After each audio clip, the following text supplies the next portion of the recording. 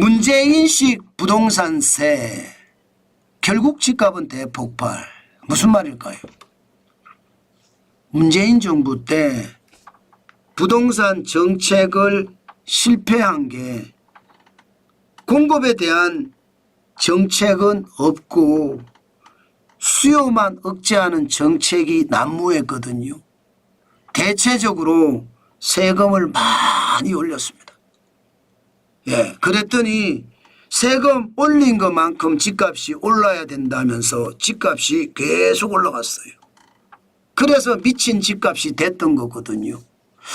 그런데 지금 이재명 정부도 그런 조짐이 보입니다.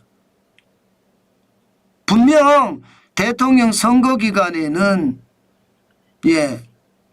지금 부동산 세제 손 안 대겠다, 안 올리겠다 이렇게 이야기했지만 상황은 그렇지 않은 것 같아요. 예를 들어 이거 한번 보자고요. 재건축 초과 이익 환수제, 이게 재초환이라는 겁니다. 재초환은 무슨 이야기냐? 재건축 초과 이익이 8천만 원이 나면요, 재건축 초과 이익 환수액은요 8천만 원의 최대 50%까지 4천만 원을 환수한다는 게 재건축 초과 이익 환수제입니다. 지금 전국에 환수 대상 단지 수는 58개고요. 1인당 평균 환수액이 1억 328만 원입니다. 여러분들 같으면 1억 328만 원을 내고 또 재건축 분담금도 내고 그러면서 재건축하자 이야기할 수 있을까요?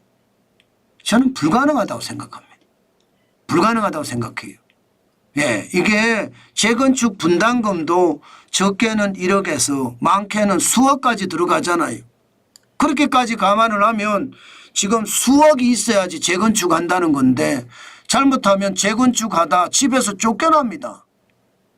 그러면 여러분 재건축 안 하겠다 반대가 계속 늘어날 거예요. 그러면 공급은요 더 줄어들 겁니다. 실제로 서울을 한번 볼까요? 서울은 이거보다 많습니다. 서울은 보면요 재건축 초과 이익에 대한 부담 단지 수가 29개입니다. 서울의 평균이 1억 4,741만 원이에요. 전국 평균의 1억 328만 원에 비하면 굉장히 많죠. 더 놀라운 것은 강남권 단지인데 여기는요 3억 9천만 원이나 됩니다. 3억 9천만 원. 그러면 재건축 분담금이 예를 들어 뭐 3억이다 이러면 6억 9천만 원이 있어야지 재건축을 한다는 이야기잖아요. 6억 9천만 원이 없으면 재건축한다고 하면 쫓겨나야 돼요. 그러면 여러분 재건축 하는데 동의하겠습니까? 동의 안 하죠. 재건축은 계속 뒤로 밀릴 겁니다. 그 정도로 말입니다. 이거 자칫 잘못하면 부동산 시장에 엄청난 트리거가 될 겁니다. 게다가 공급이 지금 굉장히 나쁘거든요. 공급이 보시면 주택 인허가는 작년 대비 작년에도 많이 줄었는데 지금 작년 대비해 보면 24.1%가 줄었습니다. 12만 6천 가구예요. 이게 10년 평균이 56만 6,701가구인데 거기에 비하면 지금 12만 6천 가구, 작년에 42만 8,200가구 굉장히 낮았죠. 저는 이거 말입니다. 결국 공급이 제대로 안 일어난다고 생각해요. 인허가만 이런 줄 아세요? 착공 실적은요 좋아졌다고 합니다. 착공이면 이제 공사에 들어간 거예요. 전년 대비하면 31.5%가 늘었다고 해요. 그러나 10년 평균을 보면 56만 9,874가구잖아요. 작년에 30만 5,300가구예요. 2023년은 24만 2천 가구고요. 그러니까 굉장히 낮아요. 지금 높아진다고 해봤자 주택에 대한 공급은 더 적다는 뜻이에요. 여기에다가 분양도 마찬가지입니다. 분양은 지난 10년 평균이 35만 2,063가구였거든요. 그런데 작년에 23만 가구 공급했고요. 2023년에 19만 가구.